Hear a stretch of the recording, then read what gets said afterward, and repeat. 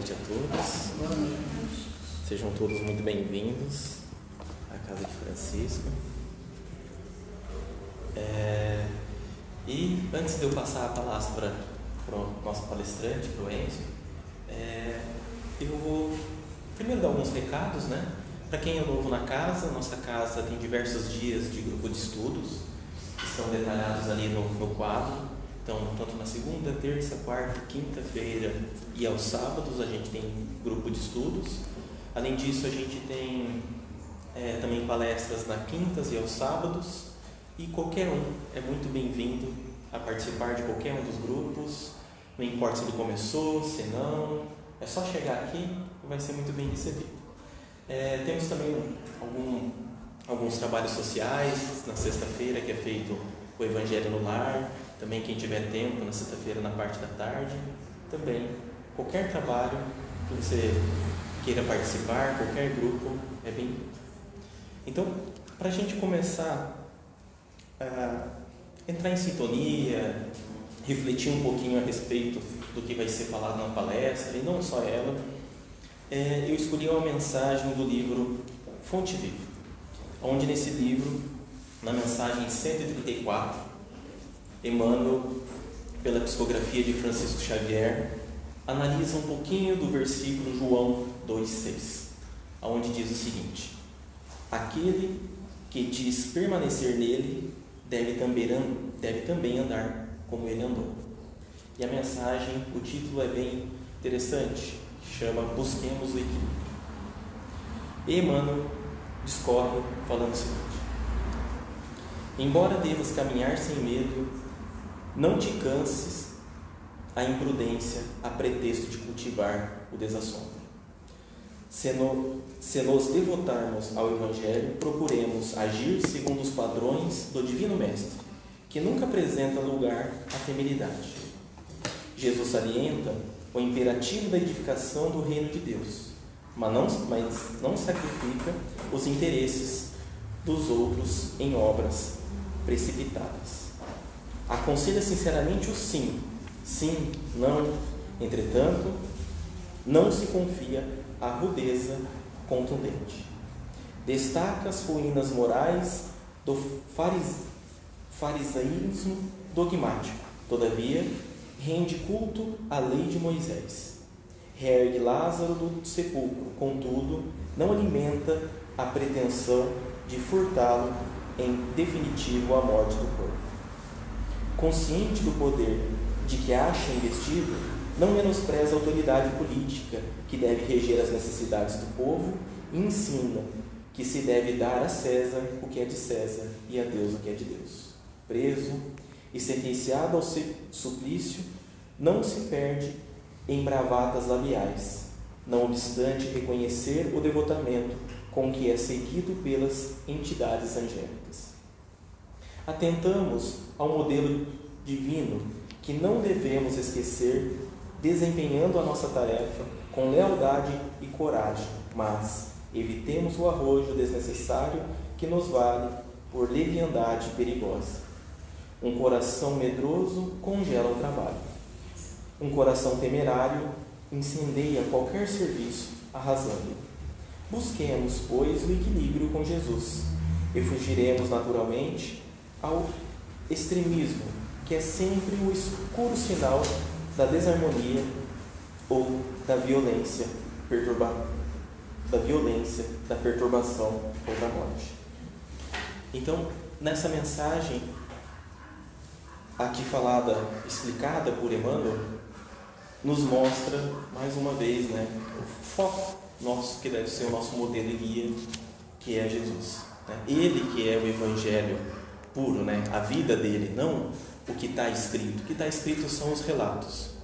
E na sua vida, a todo momento, ele tentou mostrar o equilíbrio, mostrando que a gente deve, como foi colocado, saber falar o sim, saber falar o não, mas com cuidado, sem ser muito feroz nas palavras, como dizia Francisco Cândido Xavier, uma gota de verdade para um litro de amor. Então a gente tem que sempre buscar o equilíbrio para ensinar, para escutar, para falar, e para a gente começar a compreender as leis divinas, que é o que Jesus veio nos mostrar e é o que Deus nos dá todo dia, demonstrações que a gente deve seguir por esse equilíbrio. Se a gente pensar qualquer tentativa de desequilíbrio que a gente insista, Deus rapidamente tenta nos trazer o equilíbrio de volta. Se você come demais, você é convidado pela dor, às vezes, por passar mal, a perceber que exagerou. Se a gente é muito agressivo, também da mesma forma é convidado a voltar ao equilíbrio. O equilíbrio é o nosso caminho, para a gente começar a enxergar mais tudo que está à nossa volta de equilíbrio e para que a gente consiga melhorar a gente nessa caminhada. Então, antes de passar a palavra para o Enzo, vamos fazer uma pequena oração, agradecendo hoje a oportunidade de estarmos aqui para refletir um pouquinho nesta busca por nós mesmos, nesta busca por Cristo que habita em nós. Agradecer a tudo aquilo que nos foi dado, a todas aquelas dores que nos fazem voltar ao equilíbrio, a todos os momentos que temos para refletir. Obrigado, meu Pai, por mais esse dia, por todos os mecanismos que Tu utiliza para nos ensinarmos o caminho do equilíbrio e compreender e adorar a Você, as Suas leis e a tudo que está à nossa volta. Muito obrigado. Agora eu passo a palavra aqui para o Enzo, cheio dos equipamentos hoje. Tá. Tem que ser o desenho animado cheio dos balacobaco. É isso aí. Procurando sempre melhorar para facilitar para aqueles que não podem estar aqui na casa, né? E possamos atingir o máximo de pessoas. Isso. Muito bem. Minhas queridas irmãs, meus queridos irmãos, pessoal de casa, hoje nós está sendo gravado para ficar no canal do YouTube e está sendo transmitido ao vivo pelo Facebook da Casa de Francisco. Então, vai estar lá para quem quiser depois pegar alguma informação. Todo mundo sabe que eu cito textos, questões, às vezes esquece, e depois pode olhar lá o que foi dito, o que foi lido, conferir se aquilo que nós falamos realmente bate com aquilo que nós estamos citando, se aquilo que nós estamos falando de fato não é uma fake news. Isso é importante para depois alertar para a gente, isso aquilo que você falou lá, descobrimos que é uma fake news, e que para corrigir, a mentira não deve ser divulgada em hipótese nenhuma, por melhor que ela seja. Não é porque ela seja bonita que vai ser verdade. Não é porque ela aparentemente seja boa, como se a mentira pudesse ser boa, que ela merece existir. Não merece. Então, a gente deixa lá justamente para isso, né? Para fazermos as conferências, as correções e aprendermos da melhor forma possível. Nós, nos sábados, nós estamos fazendo uma atividade um pouquinho diferente do que é convencional. Nós temos feito os chamados bate-papos sobre determinados temas. Já há uma escala de assuntos, está ali no quadro, né, até o final do ano. Os 2 últimos sábados, geralmente, nós fazemos uma integração com 2, 3 palestrantes aqui, que vão tratar especificamente de como esse ano foi dentro daqueles temas para cada um. E estamos estudando o Livro dos Espíritos, trabalhando os temas do Livro dos Espíritos. E agora começamos na terceira parte, na primeira das leis, uma chamada lei de adoração. Tudo bem? Quando falamos de lei de adoração, primeiro ponto, estamos falando de uma lei. Então, dentro da doutrina espírita, a adoração é uma lei. E o que é uma lei? Lei é uma determinação que deve ser cumprida. E é uma lei divina. Então, quem criou essa lei foi Deus. E se é lei e deve ser cumprida, não importa se nós gostamos ou não gostamos. Não importa se é para mim ou é para o outro, é para todos. A lei divina, ela não é para algumas pessoas. Ela não é sequer para um planeta, ela é para a obra divina. Porque Deus não é Deus de uma pessoa, de uma igreja, de um planeta, de um universo. É Deus de toda a criação, de tudo que existe. E quando Kardec trabalha dentro das leis morais a ideia de adoração, ele nos traz alguns pontos muito interessantes. E quando nós nos dedicamos a ler com bastante atenção sobre o que é dito nesse capítulo, nós vamos descobrir, e aí eu vou falar por mim. Conversando com outras pessoas nos grupos de estudo, eu acabei descobrindo que não sou só eu que penso assim. Nós não sabemos o que é rezar. Nós temos uma ideia muito equivocada do que seja prece. Talvez seja por isso que nós rezamos tanto e nada acontece. Porque talvez o que nós estejamos fazendo não é de fato rezar. Na perspectiva que a lei de adoração nos propõe. E esse é o nosso objetivo nesse bate-papo aqui, né? E eu queria ouvir de vocês. Vocês rezam? Sim. Muito? Aí eu vou começar, quem me conhece sabe que eu gosto de brincar, eu não sou aquele cara sério e tal. Pode parecer às vezes, mas se eu tiver sério, pessoal, é porque eu estou pensando no que eu vou falar. Porque eu já aprendi que eu não posso falar bobagem. Então eu tenho que ter muito cuidado no que eu vou falar, porque primeiro, se eu falar bobagem, eu apanho quando chegar no carro. Certo? Eu só não apanho se a esposa não estiver no carro ou se ela não estiver assistindo, que aí é quando eu chegar em casa. Né? Que ela vai pegar no meu pé. Você não devia ter falado aquilo, você... Sabe? Como é japonês, né? Então eu tenho que pensar muito. Então se eu estiver sério, é porque eu estou pensando no que eu vou falar. E pensando se aquilo é útil. Respeitando a lei do trabalho. Tem que ser útil, porque senão fere a lei do trabalho. Eu não quero ferir a lei divina. Se Deus me deu o serviço da divulgação, então tem que fazer bem feito. Né? Então, fazendo bem feito, eu tenho que pensar no que eu vou falar. Pensando nisso, aí eu pergunto, vocês disseram que rezam, né? Tá. Vocês rezam?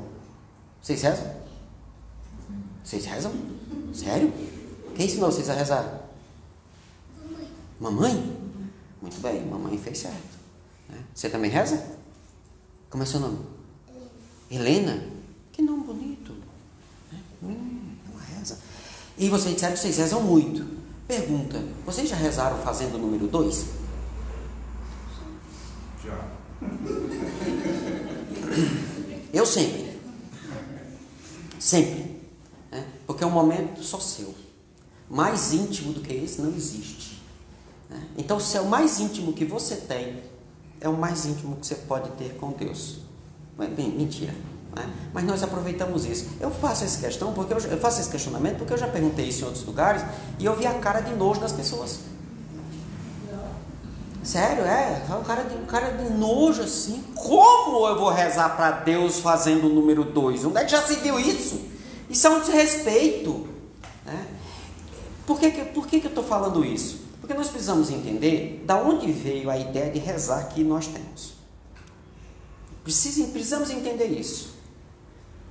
Porque o que é muito comum? Quem nos acompanha nos estudos, e principalmente nos grupos de estudo, sabe que nós temos um grande trabalho quando estamos estudando. Quem é dos grupos de estudo que acompanha sabe. Eu me preocupo para saber o que é que a pessoa que está escrevendo pensou quando escreveu. Quando nós pegamos, por exemplo, o Livro dos Espíritos, essa edição que nós hoje usamos, ela é principalmente da 12ª edição, que é de 1865, 64, alguma coisa assim. 12ª edição. A primeira edição é de 1857. Tinha 510 perguntas. A partir da segunda edição, 1018. E assim foi tendo uns ajustes, uma coisa ou outra, chegou na 12ª, não mexeu mais. E aí o que acontece? Tem coisa que Kardec pensava na época dele, que só existia naquela época. Tem coisa que existia na época de Kardec, que ainda existe hoje, só que a gente entende de jeito diferente. Tem coisa que existe hoje que não existia naquela época. Procura celular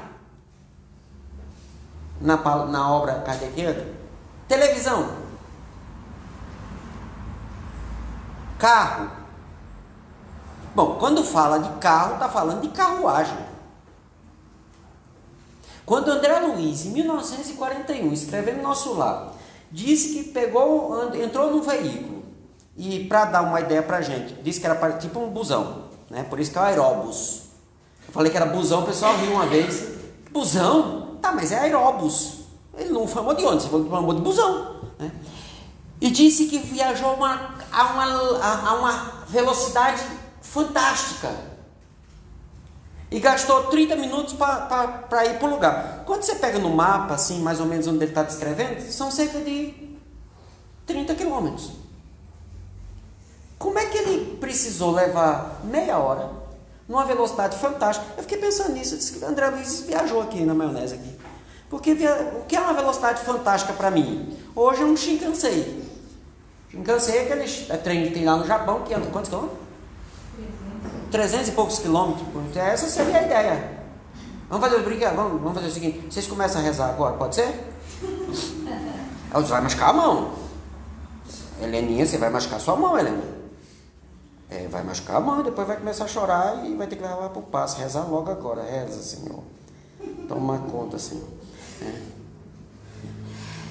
E isso para mim é velocidade fantástica. Eu disse, mas como é que ele em 30 quilômetros, 30, 40, mesmo que fosse 100 quilômetros, gastou 30 minutos numa velocidade fantástica? Como é que era isso? Aí ele disse que ele parava de alguns metros. Eu disse, não, a parada devia ser longa. Mas não era, pela descrição lá, então seria uma coisa mais rápida. Eu disse, não entendi. Aí depois eu lembrei, peraí, o livro foi escrito em 1941. Sabe qual era a velocidade máxima, top? O top, a Ferrari, a Lamborghini da época, né?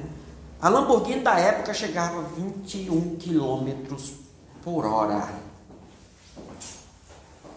O carro mais rápido que surgiu, que suplantou isso, foi um carro chamado Fusca, na Segunda Guerra Mundial, na Alemanha. Não tinha Fusca no Brasil. Chegava aos incríveis 50 quilômetros. Então, se o André Luiz estava andando a 50 km por hora, isso para ele era algo fantástico. Lembremos que a Nosso Lar, ele não entendia nada de mundo espiritual, a referência que ele tinha era o mundo material, ponto. Aí eu digo, agora eu entendi. Esse é que é o problema. Quando nós vamos ler os conteúdos, nós partimos do que nós sabemos.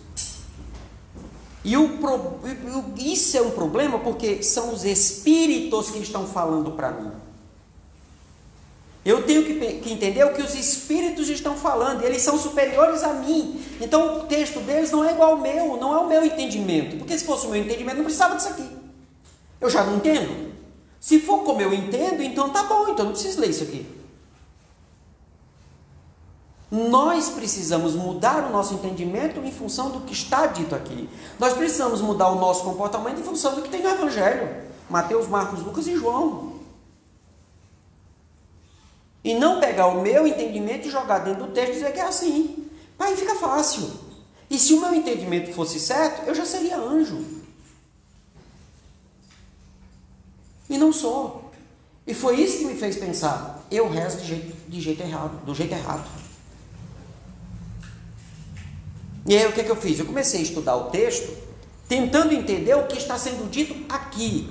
Quando ele fala de adoração, ele está falando de quê? Aí a primeira pergunta, esse capítulo vai da pergunta 649 a 673. Capítulo 2 da terceira parte, Leis Morais. É a primeira lei.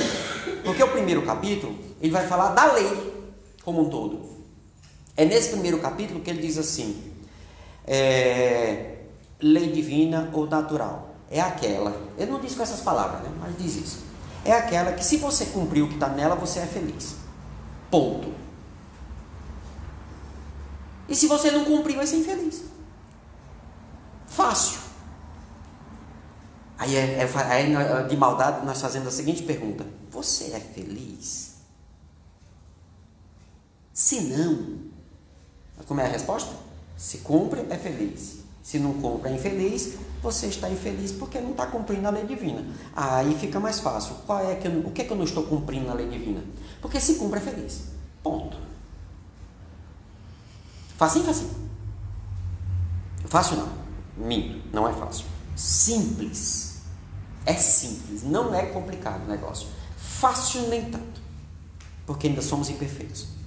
Por isso que é difícil. Quando nós aprendemos, fica fácil. Como nós ainda não aprendemos, é difícil. Ok? E aí, ele pergunta, quando ele entra na lei de adoração, ele pergunta, o que é adoração? Pergunta assim, 649, em que consiste a adoração? A adoração. Né? Que Kardec, a primeira pergunta de cada capítulo, ele define o que trata no capítulo. Geralmente, quando você pega o tópico, a primeira pergunta, ele define o que é o tópico. Ele apresenta o que ele está discutindo. Isso, em alguns momentos, isso muda. No primeiro capítulo, quando ele vai falar do bem e do mal, a primeira pergunta não é o que é o bem e o que é o mal. É a segunda. Que ele vai dar a definição de bem e mal. A primeira pergunta é, que definição se pode dar da moral? Aí é a regra de bem proceder. É saber o que deve e o que não deve fazer. É aquele que é moral, está relacionado com cumprir a lei divina. Por isso que o espírito evoluído moralmente é aquele que cumpre a lei divina. Quanto mais você cumpre a lei divina, mais elevado você é. Essa é a ideia. Por conseguinte, quanto mais feliz você é sinal que mais evoluído você é, porque você está cumprindo a lei divina. Entenderam? E detalhe, felicidade e infelicidade aqui não tem a ver com o mundo material. Me mostre uma coisa neste planeta, uma coisa, que produza felicidade eterna. Não existe. Por quê? Porque nada nesse mundo é eterno. Tudo que existe nesse mundo se destrói, se decompõe. Então a felicidade que essa coisa gera dura enquanto a coisa dura. Acabou a felicidade. Então quando o livro dos Espíritos fala, cumpriu a lei divina, você é feliz, não cumpriu, você é infeliz, não está falando de felicidade na nossa perspectiva aqui. Aquilo que nós chamamos de felicidade, em neurociência, eu chamo de prazer. Prazer. O que te dá prazer, você diz que é feliz. É momentâneo, né? Total. Porque é um efeito neuroeletroquímico. Enquanto a causa persiste, o efeito existe, você tem prazer. A causa cessa, o efeito cessa, vem o desprazer. Isso é muito curioso. Neurologicamente falando, enquanto nós não aprendemos a lidar com isso, enquanto eu não domino isso em meu corpo, o que acontece? Você tem uma causa que gera um efeito. Quando você não tem a causa, não é que não gere um efeito, gera um efeito inverso. Quem convive com pessoas viciadas em substâncias químicas sabe muito bem o que eu estou falando. Quando o cara usa a substância química, vem o efeito. Ele se sente bem, feliz. Quando ele não usa, em tese, não era para gerar efeito nenhum. Não é? Se você usa, tem um efeito. Se não usa, não era para ter nada. Não funciona assim. Se você não usa, vem um efeito reverso. Por isso que é o vício. Porque você tem que estar usando para ter o efeito. Deixou de usar, vem um efeito contrário. Aí talvez você comece a entender por que o jovenzinho viciado naquela substância sai louco, matando pessoas para conseguir recurso para comprar a substância para saciar a sua necessidade. Então, quando você deixa de consumir a causa da felicidade, do prazer, vem o desprazer. E é bom? É horrível.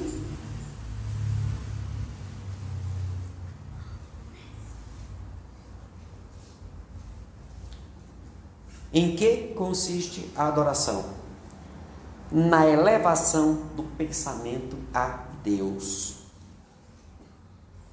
Para o livro dos Espíritos, adorar a Deus é levar o pensamento até Ele. Aí, pessoal, as últimas palestras que eu fiz, inclusive eu fiz agora terça-feira em Foz, falando sobre evolução e reencarnação, eu tenho trabalhando a seguinte definição. Nós entendemos que elevado, no sentido espiritual, é para cima. Aqui, elevar o pensamento a Deus, é para cima. Só que essa ideia de cima e baixo é por ilusão. Me diga uma coisa, com toda honestidade. sem pensar muito. Nós estamos em pé ou deitado? Depende. Ó, essa resposta no curso de Direito, né? Você já sabe que eu estou no curso de Direito. Resposta para todas as perguntas no Direito. Depende. Depende. Depende de quê? Do referencial. Você dá aula de Química, de Física? Depende do referencial. Em relação ao universo, certo? Eu estou em pé ou deitado? Depende. Por quê? Porque no universo não existe cima e embaixo. Eu tenho que pegar um referencial. Em relação à Lua, eu estou em pé. A Terra está aqui, a Lua está aqui. Então eu estou... Se eu jogar ela aqui para cima, então eu vou estar em pé, né? Em relação a ela, eu estou em pé. Em relação ao Japão, eu estou como? Eu estou de cabeça para baixo. Não é assim? Neste momento, se eu olhasse para baixo, eu veria o sapato do japonês. Não é assim que funciona? Então, como é que fica esse negócio de para cima e para baixo? Se Deus está para cima, como é que fica o japonês? Mas ele acredita nisso também. Então, como é que fica eu? Então, eu estou rezando com o capeta? Porque eu estou para baixo. Não, mas não estou para baixo. Em relação ao planeta Terra, eu estou de lado. Você vê como é confuso o negócio? É complicado? Então, quando se fala de elevar o pensamento a Deus, não é para cima, que o meu referencial é esse. Quando nós falamos de evolução, em O Livro dos Espíritos, na obra Espírita, nós falamos de evolução moral. E o que é a moral? A regra de bem proceder. Espírito evoluído moralmente é aquele que cumpre a lei divina. Não é aquele que está em cima, é aquele que, estando ao meu lado, já está moralmente evoluído. Ele já não erra tanto. E o pior, quando você nasce, você está enterrado. Quando você está desenterrado. Exato, sabe? Então, eu não posso ter... É uma questão que na física nós podemos chamar de não localidade. Não seria bem isso, mas vamos usar por analogia. Né? Deus não está em cima, embaixo, ele está em toda parte. Está em toda parte. Elevar o pensamento a Deus, se eu boto abaixo essa ideia de que não é para cima, né? E se a elevação moral diz respeito ao comportamento, elevar o pensamento a Deus é agir conforme suas leis. Só que aí ele foi muito específico aqui, elevar o pensamento a Deus. É em pensamento eu começar a agir corretamente. Eu só preciso disso, porque com isso eu entro em sintonia com a divindade. E sintonia é uma lei, que não está colocada aqui dentro das 10, porque essas aqui são as básicas, mas existem mais leis fora essas 10 aqui. Lei de sintonia é uma delas. Se você pensa conforme a lei, você eleva o pensamento. Se você pensa diferente da lei, pensamento inferior, automaticamente você sintoniza com aqueles que pensam semelhante.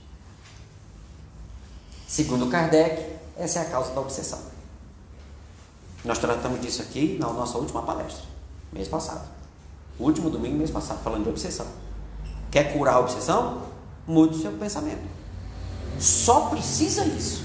Aí, se por acaso a obsessão já está num patamar mais avançado, já tem uma influência maior, o espírito já está controlando seu corpo, aí traz na casa espírita para tomar passe. Que aí o passe, o magnetismo, a atividade magnética ajuda.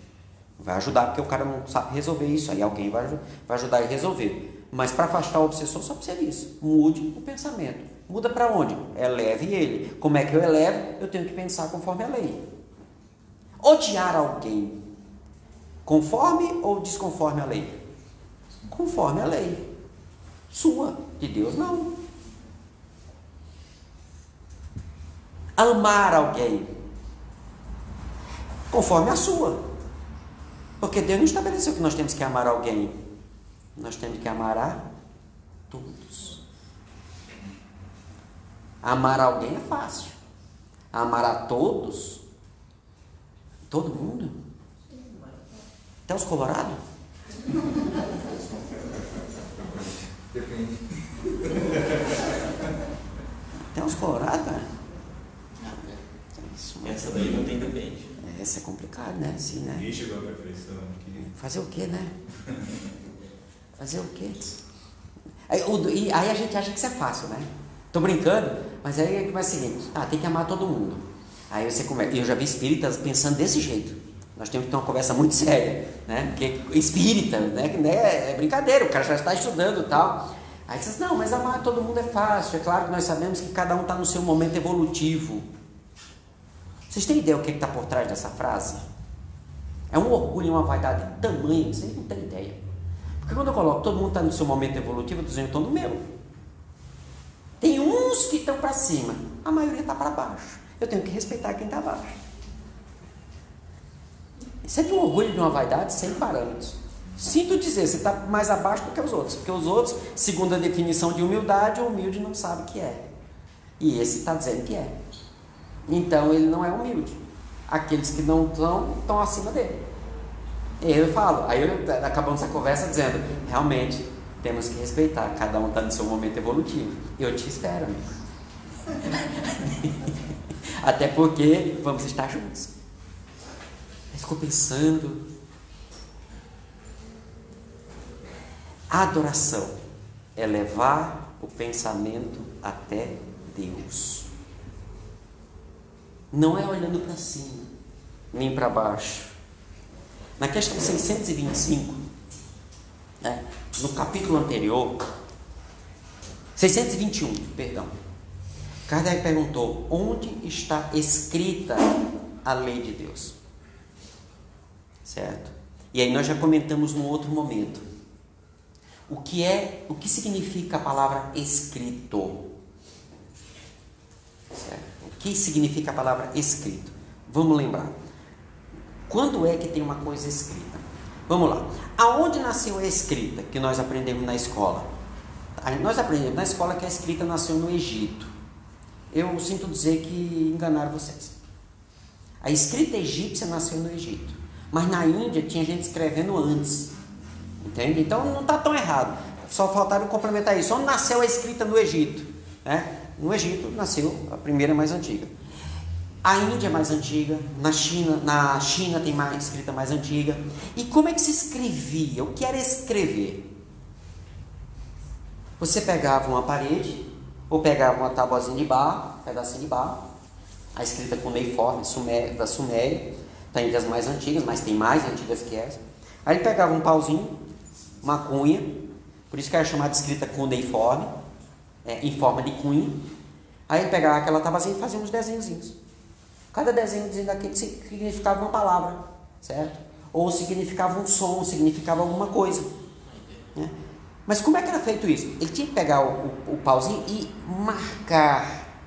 Depois, quando surgiram instrumentos de simplesmente colocar a tinta no papel, esse tipo de escrever passou a se chamar de impressão, certo? E como era a primeira máquina de impressão? Semelhante à máquina de escrever que nós temos. Ele pegava um tipo, né? Por isso que é tipografia, né?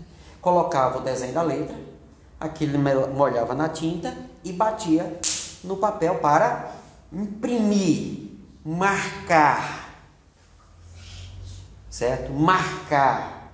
A ideia de escrever, ela está intimamente ligada com a ideia de deixar marca, deixar uma impressão. Não é só simplesmente deixar um risco.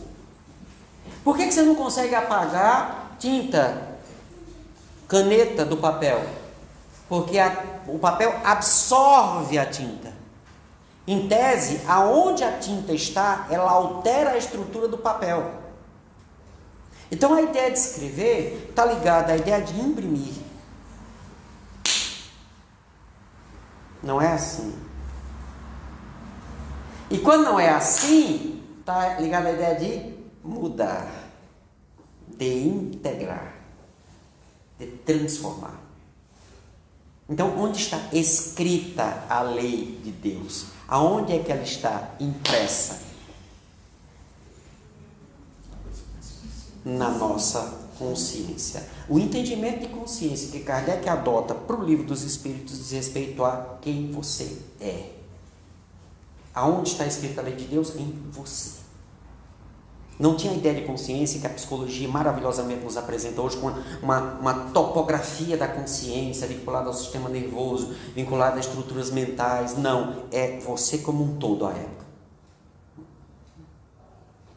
Onde está escrito essa lei? Em você, inteiro.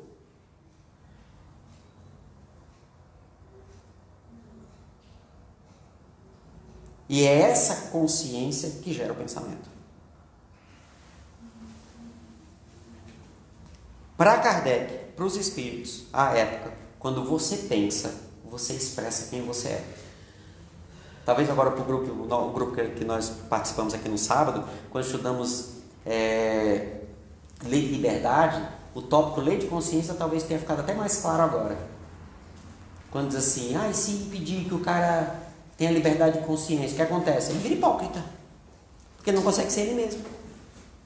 E liberdade de pensamento? Essa nós não temos. Não existe. Por que não existe? Porque pensa diferente da sua capacidade neurológica. Você é um espírito. Está encarnado no corpo, correto? Você consegue pensar além do que o seu cérebro permite? Não. E por que não? Porque o cérebro não permite. Você tem que mudar a sua estrutura neurológica, inclusive, para pensar diferente. Quando você tem uma ideia formada sobre tal coisa, seu cérebro entende e raciocina daquele jeito. Para você mudar o pensamento, você tem que mudar o seu entendimento. E aí você muda as estruturas do cérebro pensar. Então, sinto dizer, você como espírito encarnado está limitado a pensar conforme o seu cérebro deixa. Como assim? Tá, isso eu não entendi. Se por acaso der defeito no seu cérebro, você vai conseguir pensar bem? Por que Kardec pergunta, os loucos são culpados quando cometem suicídio? Não, eles não pensam. Tá, como assim não pensam? Não, a estrutura neurológica racional deles está com defeito. Mas no espírito, não. No cérebro.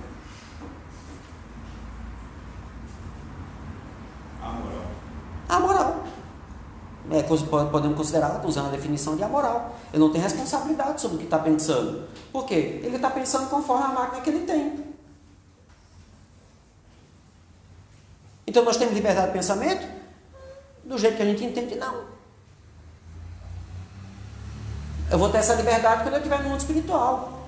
E detalhe, e se no mundo espiritual você sair, você era viciado, você está odiando alguém, você consegue raciocinar? Nem lá. Então seu pensamento está doente. Mesmo lá. Doente por quê? Em função de quê? Das suas imperfeições. Orar. Se a oração é o ato externo da adoração. Então, como assim isso? Adorar é levar o pensamento a Deus. Ok. Oração, prece, é o ato exterior. É como eu faço isso, ou é como eu me comporto, ou como eu me posto para levar o pensamento a Deus.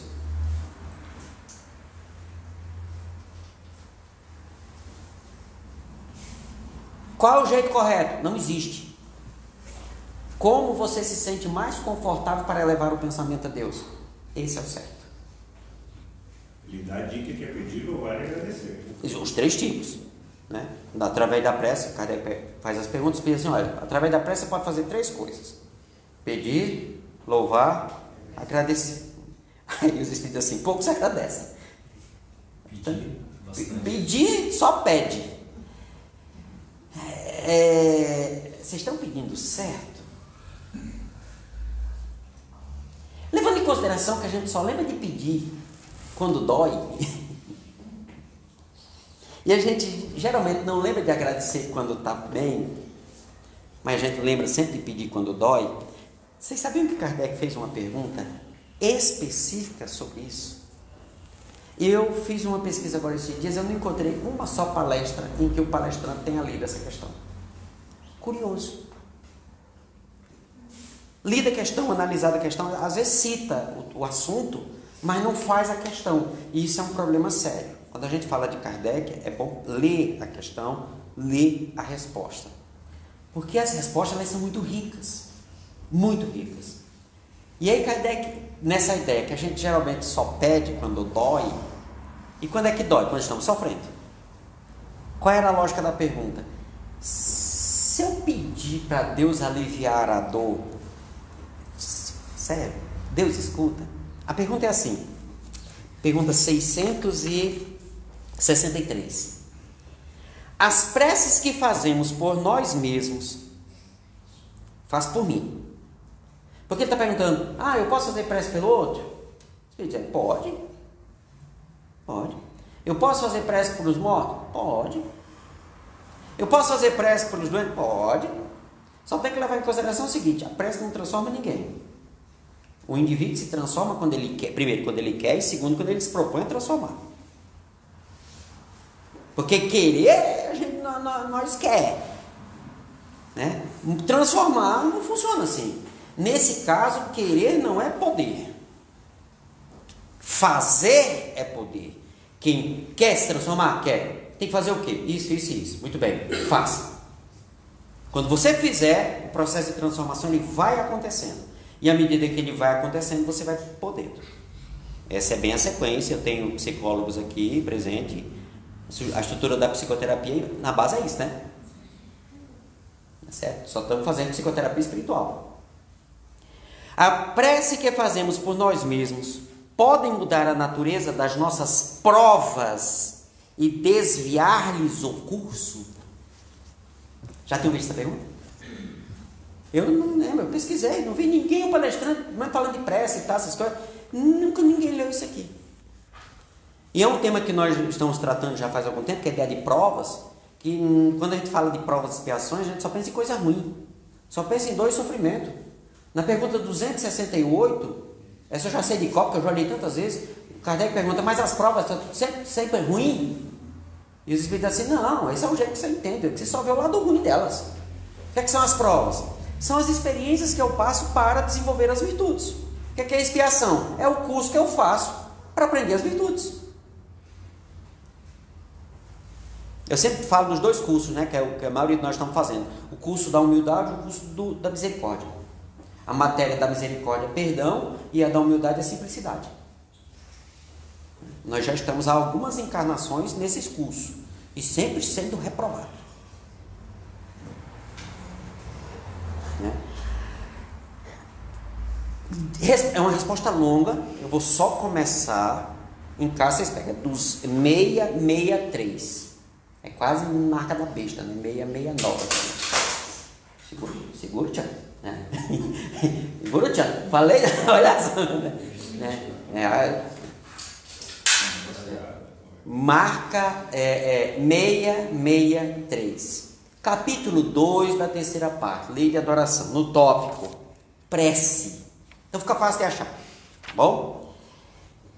As preces que fazemos por nós mesmos podem mudar a natureza das nossas provas e desviar-lhes o curso? Primeiro ponto, por que passamos por provas?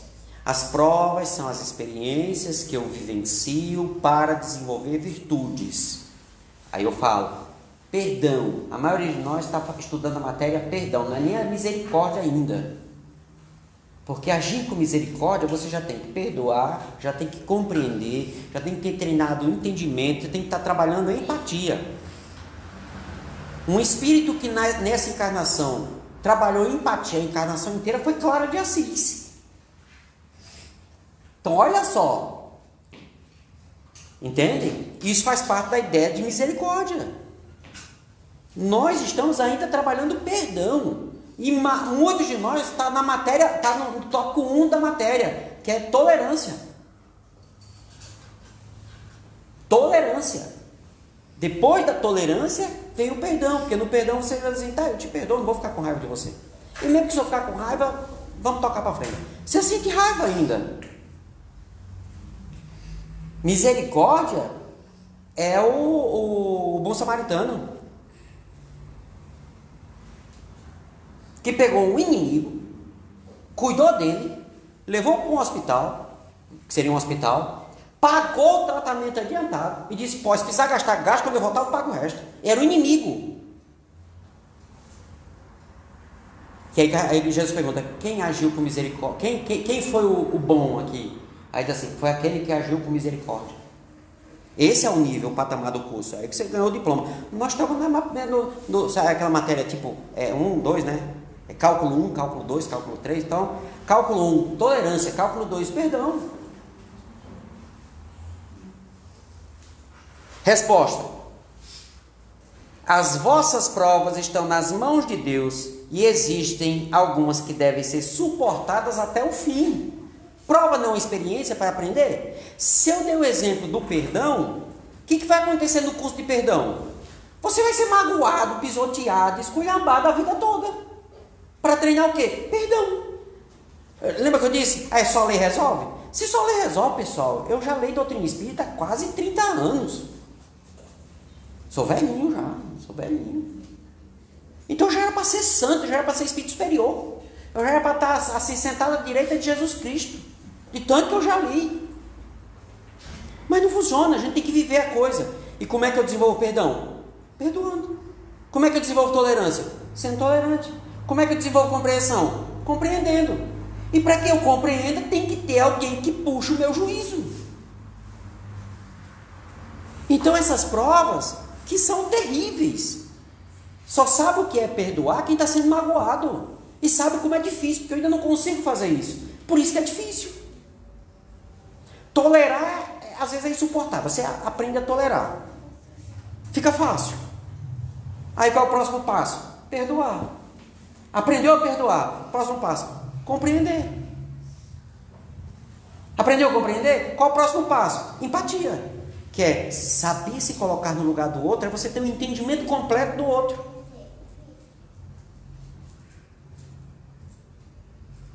Clara tinha empatia porque ela já tinha desenvolvido isso nas outras encarnações. E por que ela desenvolveu? Porque naquela hora que ela estava chorando, lá na encarnação anterior, dizendo: Senhor, me livra dessa dor, Deus disse assim: não, você precisa aprender, continua.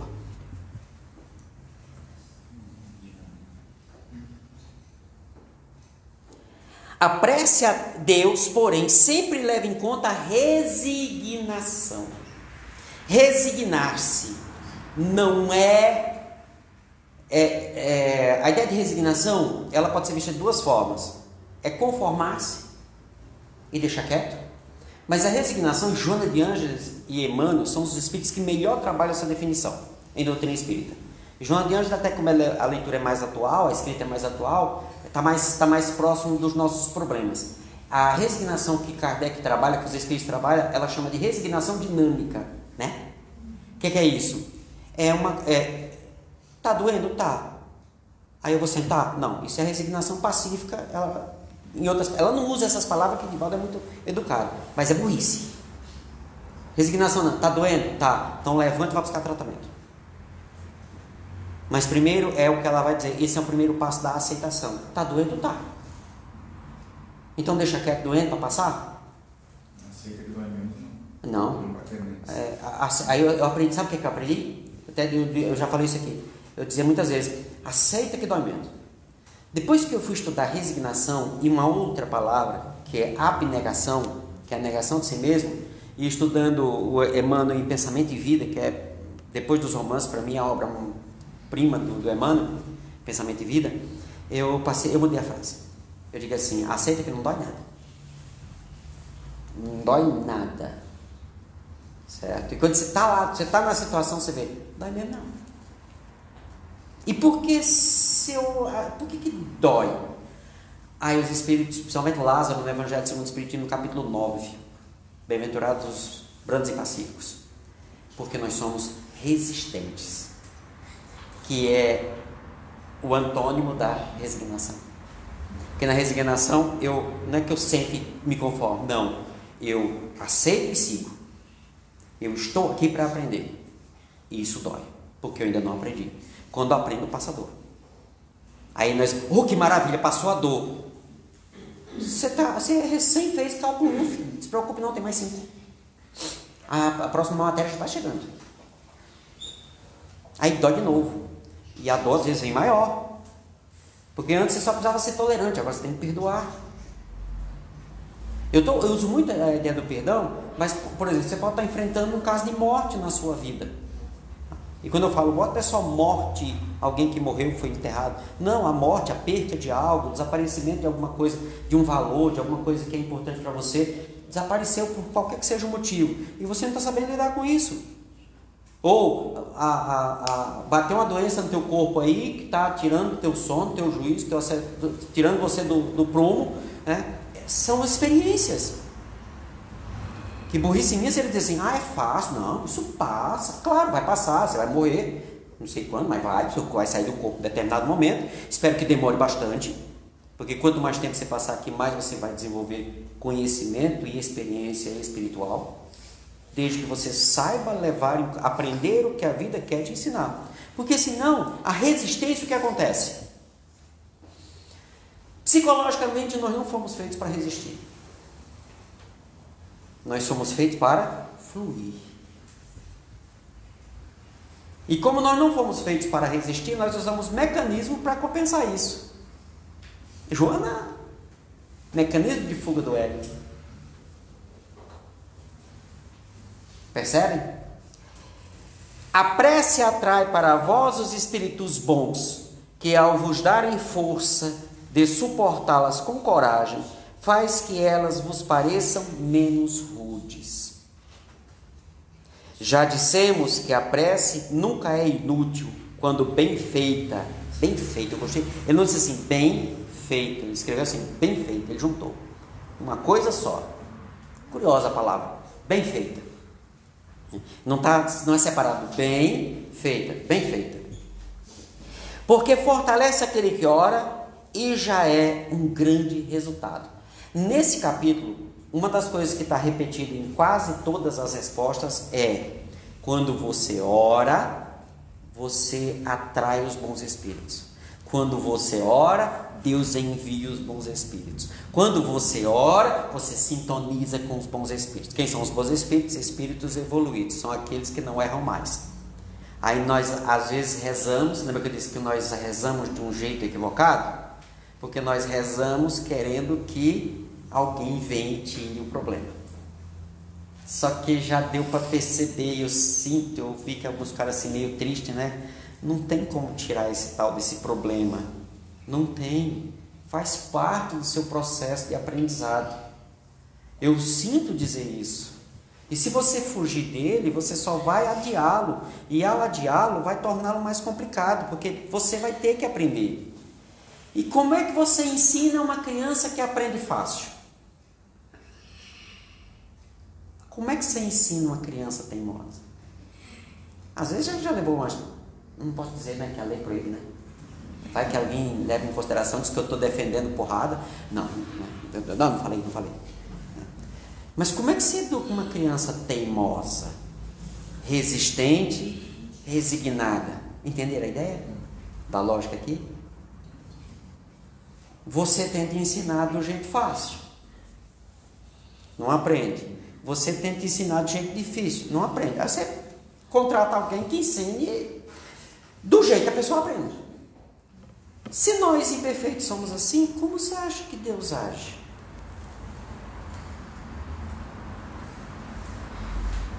E mais para o final da resposta, além disso, de quantos males o homem não é o próprio autor, pela sua imprevidência ou pelas suas faltas. Ele é punido naquilo que pecou. E não é que Deus vai castigar a gente, pessoal, não é esse o sentido. A ideia de punição está relacionada à lei de causa e efeito. É lei. Transgrediu a lei, qual a consequência? Infelicidade. Cumpriu a lei, qual a consequência? Felicidade. Por isso que, quando falamos, e aí eu peço para vocês em casa, pega a questão 663, leiam toda a questão, né? Leiam as outras questões, para que agora, quando formos orar, vamos lembrar desses detalhes. Você não precisa mais ter que fazer um cerimonial para rezar. Você não precisa mais agora estar nesse ou naquele local para rezar. Quando eu falo assim de mundo espiritual, qual o pior lugar que vocês pensam? Eu me lembro de Vale dos Suicidas. Eu me lembro de vários suicidas. É pior ainda. Eu não só o livro, não é o livro. E pode ficar certo, está certo. Na verdade, Camilo e Ivone do Amaral Pereira, né, Memória dos Suicidas, foi bonzinho.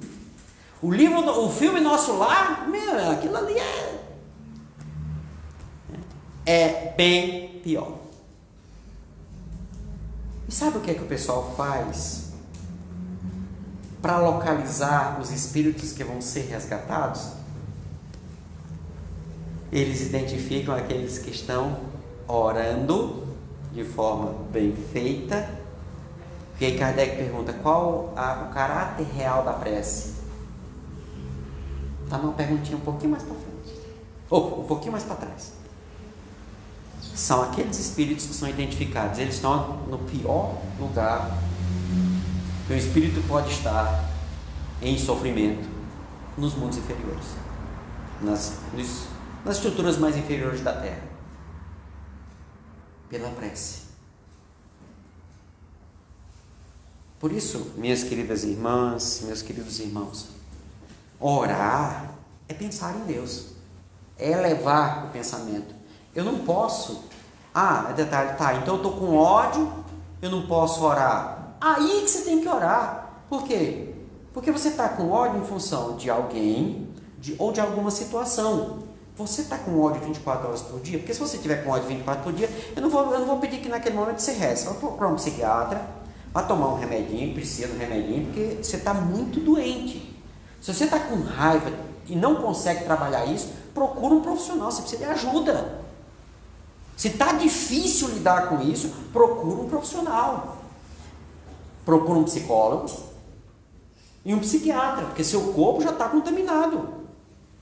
Se estourar um câncer, você não pode reclamar da vida, né? Deus está lhe punindo, não, porque o nosso organismo não suporta isso. Nós não fomos feitos para odiar. Nós não temos uma estrutura para suportar raiva e ódio. O nosso corpo não foi feito para isso. Por isso que os cancerologistas, de um modo geral, carregou um ódio. O Bernard Siegel, né, que é um dos primeiros que vai trabalhar isso, ele carregou um ódio por 20 anos, câncer, batata, precisa de bola de cristal. Por quê? Porque o corpo não foi feito para isso. Não é castigo, não é punição, é causa e efeito. E a culpa é sua. Por quê? Porque Deus matriculou você numa escola, colocou um excelente professor do seu lado para lhe ensinar a perdoar, e você não quis aprender. Ainda desistiu do curso. Por isso pensemos. Hoje, estudando doutrina espírita, mesmo para aqueles que estão começando, que são simpatizantes e tal, não falei nada aqui que os padres e pastores estão conduzindo as suas ovelhas no mesmo direcionamento, porque foi isso que Jesus ensinou. A diferença é que aqui na doutrina espírita a gente procurou um esclarecimento, deixa eu ser redundante, muito mais claro, para entender como a coisa funciona. Essa é a nossa grande diferença. Tudo bem? Continuemos.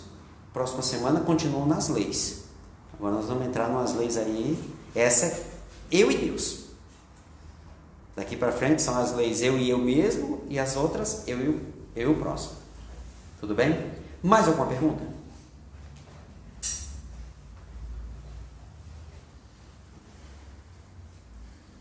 Léo? Faz a prece? Musiquinha.